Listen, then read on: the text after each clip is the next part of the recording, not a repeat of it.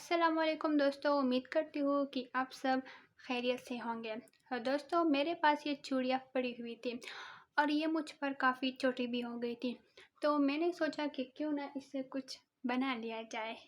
यहाँ पर मैंने वूल लिया है और उसको 3 बार फोल्ड किया है और एक चूड़ी ली है। और यहाँ पर मैं एक नॉट टाई करूँगी चूड़ी के ऊपर। और जैसे मैं फोल्ड कर रही हूँ बैंगल पर, तो आपने ही इस तरह से फोल्ड करना है। जिस तरह मैं कर रही हूँ आपने भी उसी तरह फोल्ड करना है। अगर आप मेरे जैसा करेंगे तो जैसा मेरा डिज़ाइन बनेगा वैसा ही आपका डिज़ाइन बनेगा। तो आपने इस प्रोसेस को ध्यान से देखना है कि मैं जिस तरह से इसको कर रही हूँ आपने भी इसी तरह से करना है।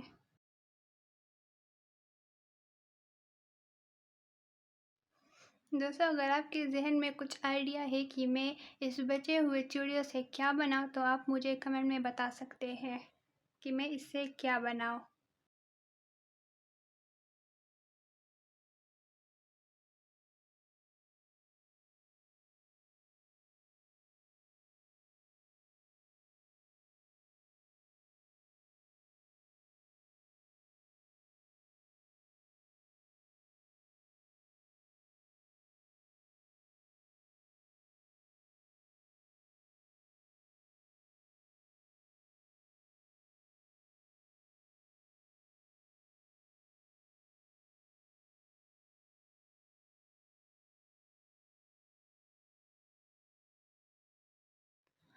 इसी तरह आपने पूरे बैंगल पर कर लेना है।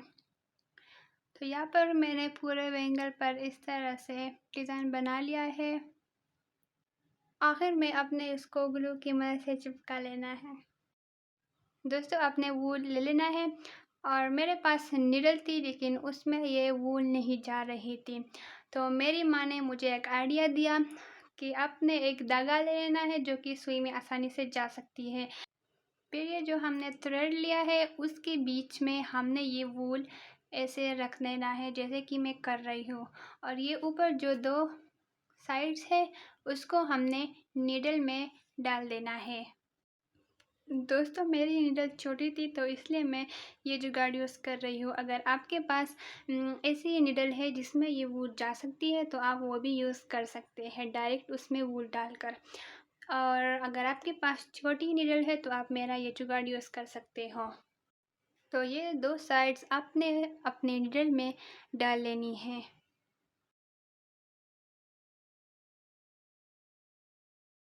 तो दोस्तों, अब ये इस तरह दिख रहा है। फिर आपने कुछ पर्ल्स ले लेने हैं और वो आपने इसकी मदद से ये जो इयररिंग्स हम बना रहे हैं उसमें आप डाल दें।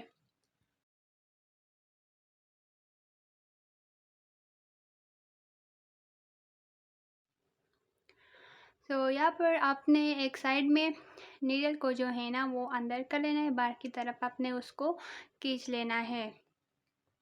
तो आप देख सकते हैं कि ये हमारे जुगाड़ ने जो है ना वर्क कर लिया है।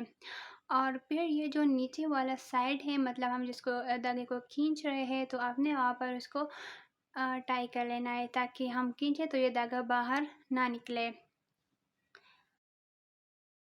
आपने इसको अच्छी तरह से सिक्योर कर लेना है।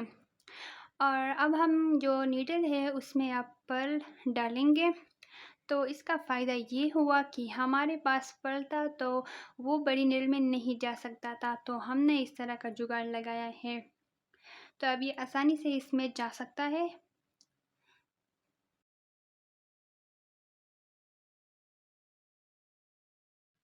अब आपने इस पर्ल को आगे की तरफ ले जाना है जहाँ से हमने नीडल निकाली थी।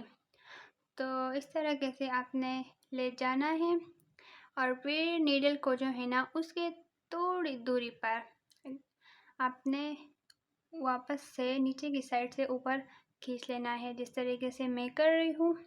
और आपने बहुत ही टाइटली इसको खींचना है ताकि ये बहुत ही टाइट हो जाए और ये हिले नहीं तो ये बहुत ही प्यारा दिखेगा। जिस तरह से मैंने पहला वाला पर्ल लगाया है आपने भी इस तरह से सारे पर्ल इस तरह लगा लेने हैं।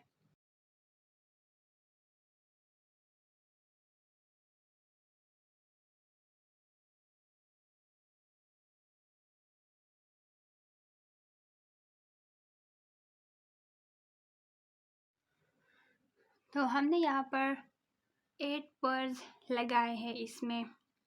और अब हम एक जंप रिंग लेंगे और इसके जो ऊपर वाले साइड है उस पर हम ये जंप रिंग अटैच करेंगे। तो यहाँ पर मैं ये जंप रिंग अटैच कर रही हूँ इस वूल के साथ। अब आपने जंप रिंग लगा लिया है तो इसके बाद आपने इस जंप रिंग में ईयर हुक लगा लेना है और इसको अच्छी तरह से दबा लेना है ताकि ये सिक्योर हो जाए और ये ईयर हुक इससे ना निकले। तो हमारी प्यारी सी और यूनिक से इयररिंग्स रेडी हैं। तो दोस्तों आपको हमारी ये इयररिंग्स कैसी लगी? अगर आपको हमारी वीडियो अच्छी लगी है तो हमारी वीडियो को लाइक कीजिए और हाँ, मुझे कमेंट में बताइए कि मैं इन बची हुई चूड़ियों से क्या बनाऊं। आप मुझे कमेंट में ज़रूर बताइएगा। और हमारे चैनल पर अगर आप नए हैं तो हमारे चैनल को सब्सक्राइब कीजिए। अल्लाह हाफिज़।